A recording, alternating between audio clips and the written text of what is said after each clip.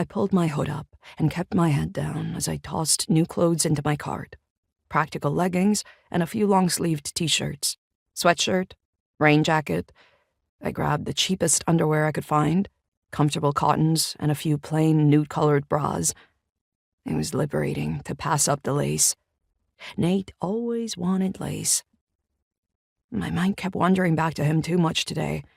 Back to the sweet memories that went down like smooth whiskey instead of the ones that strangled my throat. He said he loved it rough, but too many nights had left me with purple prints around my neck for me to feel the same.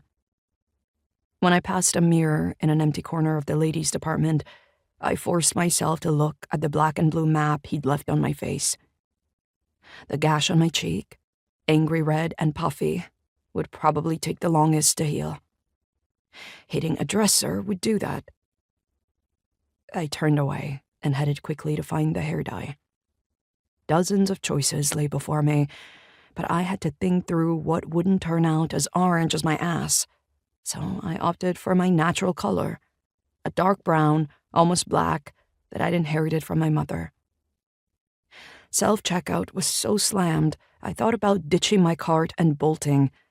I couldn't risk anyone seeing my face.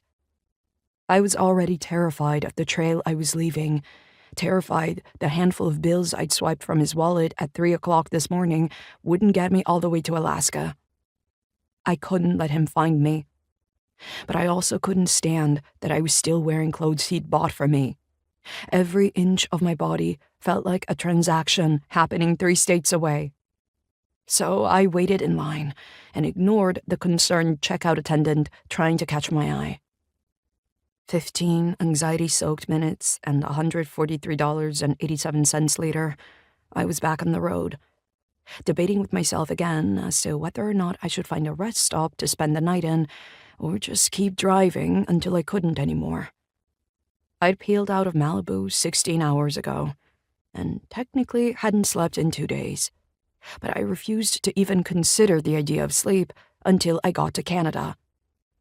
I'd stolen Nate's passport before I'd left and chucked it and my pink iPhone into the Pacific Ocean on my way out of town. By the time I got to the border, I knew I wouldn't make it much farther. I could feel how bloodshot my eyes were with every blink. The border services agent took one look at my passport and asked me to take off my hood. His expression went from suspicious to alarmed in half a second flat. "Ma'am, can I ask if you're all right?" he said, handing back my passport. "I'm fine, thank you." "Not in any kind of trouble, are you?" "No, sir. Not at all." I smiled and felt the cut on my lip crack open a little.